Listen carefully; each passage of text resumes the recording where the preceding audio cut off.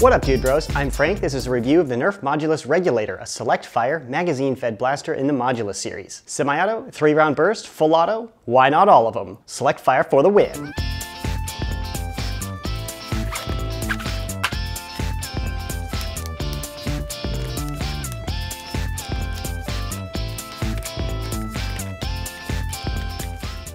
Included is the blaster itself, the stock, the carry handle, 2 barrel attachments, 2 12-round magazines, a few Modulus Elite darts, and the instructions. The regulator requires 4 C-style alkaline batteries to install, remove the Phillips screw, remove the battery door, insert the batteries, and reinstall the battery door. Now for the external overview, starting out with the front, I'll remove the attachment so you can see the core blaster. In-strike barrel attachment point to attach tactical barrels, front sling attachment point, front tactical rail, access door to open, release the lock, and lift, which exposes the feeding conveyor belt. And this needs to be shut and locked for the blaster to fire. Magazine well, of course this blaster is compatible with in-strike magazines. Top in-strike tactical rail so you can attach your Subalite optics. Battery door on this side, which I already covered, 4 C alkaline batteries are required. Selector switch on both sides. Full ambi bro, super operator status. This lets you move between semi-auto, 3-round burst, and fully automatic. Semi and 3-round burst are electronically controlled to fire 1 or 3 darts with any duration of the trigger input, compared to full auto, which moves the feeding conveyor only when holding the trigger, like the Hyperfire. Moving back, the magazine release can be pressed by extending the trigger finger. It's a little bit weird, but it works. The bottom one is the rev trigger. Hold it for a moment before pulling the primary trigger, which makes you fire. To the grip, it's a bit smaller than the Elite or Modulus series norms, but it's smooth and comfortable. I complain about grips a lot. Up top is the rear sling attachment point, and on top of which is the empty chamber indicator. This is a little red light that blinks for about 15 seconds when you pull the trigger without ammo loaded. It's to remind you to reload. There's no way to interrupt that other than loading in a fresh mag, so it's gonna beep for 15 seconds, and if you're in a dark environment,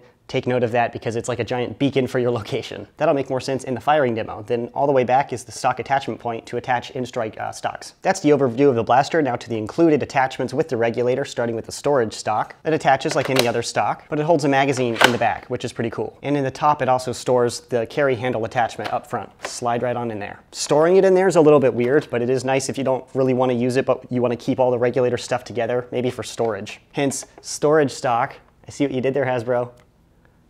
The length of the stock is a little short for my taste, but it's on par with other in-strike stocks. Other attachments, the carry handle barrel. This features a male and a female attachment point, so it's infinitely scalable, just like the other Modulus barrel, and it lets you attach that in between any other barrel combination you could possibly want. Doesn't really interrupt anything, so if you wanted to attach other barrels, you can just put that in between any other combo. And the top of the handle can pivot, so if you want to carry it and use it as an actual carry handle, most of the blasters like this, especially with the batteries in, it's not weighted correctly. Carry handle should be in the center of the weight, but if you want to turn it to the side like this, that would make sense if you're trying to shoot from the hip like a total baller, because looking down your sights is too lame, so you can just shoot like this, and then, you know, it just swivels around, and it kind of clicks into place every 90 degrees. There's also a little peephole in the top of the carry handle to allow the included sights to have a line of sight. So when you attach these other tactics, you can look through it and this sight aligns. Although this alignment is a little high, so if you have a normal optic on the blaster, your vision's going to be blocked. Next attachment is the short barrel scope. This is pretty cool because it has both a male and a female attachment point, just like the carry handle. Infinitely scalable. It's not just an in-cap barrel or anything like that. Furthermore, it has a top in-strike tactical rail, so if you want to put on, you know, another optic right here or a shield. And the coolest, most innovative part about this is the attachment point down here. This is to let your barrel itself attach to an in-strike tactical rail. And they say, hey, look guys, it's a scope. I think that looks like a really stupid scope. That's just me because I see that and I think, oh, it's a barrel because it has the barrel attachment point. But if you're a total hacker, you can attach a blaster to your blaster. Obviously, the alignment is then an issue because this blaster can't fit under this. But with another barrel, or the Modulus barrel extension, it's infinitely scalable, so integrations, holy tactics, Batman. I don't think it's intended to be used like this, primarily because this attachment point is just as strong as most others, which really isn't strong enough to hold an entire blaster. If you're just casually walking around or whatever, it'll hold in place. But if you start pulling some hardcore tactics, it might pop off like that. Still, freaking sweet, bros. All the possibilities. I mean, holy tactics. Also included is the long barrel scope. This is the short one. This is the long one. Not much longer. Different name though, just so you can tell them apart. This is the same as the short barrel scope with its male and female attachment points and the in-strike attachment male side, but it doesn't have a normal rail on the top. Better or worse, no, but they look different. So, you know, all these possibilities, you just assemble it as you want it. Since they all have male and female attachment points, you can combine them in any order. Or add Modulus barrels or things to these rails or these to other rails. I mean, all the tactics, just all of them everywhere. All your tactics belonging to me. Operating the regulator is similar to other flywheel blasters. Hold the rev trigger for a moment, then pull down the primary trigger to start pew-pewing. Semi-auto or single fire.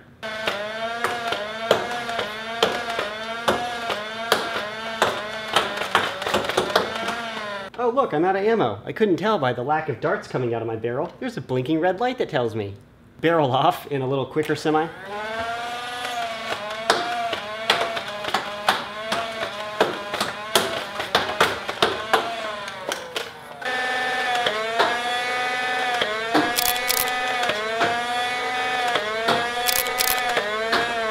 Three-round burst.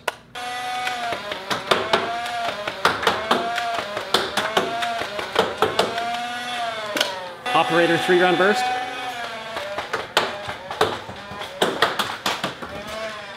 Operator because crouch and 360. I don't know.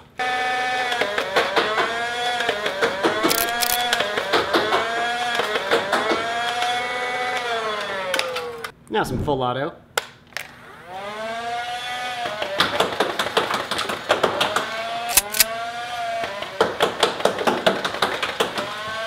Manual bursting in full auto mode.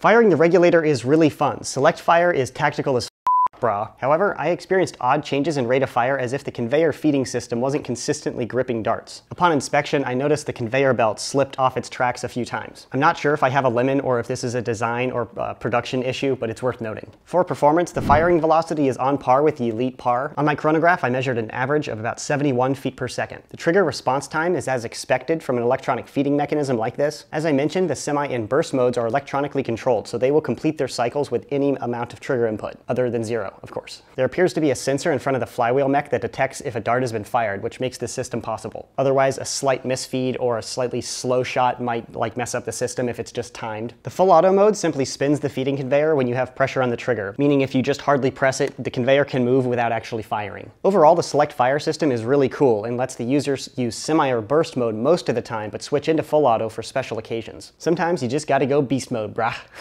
Overall, I think the regulator is really cool. The select fire feature is what I've been most excited about, but the 2 barrel attachments are also really cool. Infinitely scalable just lets you be as tactical as you want, and these attachment clips letting you attach other blasters to integrate temporarily is super cool. Again, not the strongest way to attach something that's heavy that your hands are going to be all over trying to prime and stuff like that, but a step in the right direction. Very cool. It's just another layer of customization and more tactics. And the more tactics, the better, obviously. The select fire works as expected and will hopefully be implemented in future blasters. It combines the reasonable use of ammo from semi-auto with the stomping power of full auto, plus 3-round burst for the operators out there.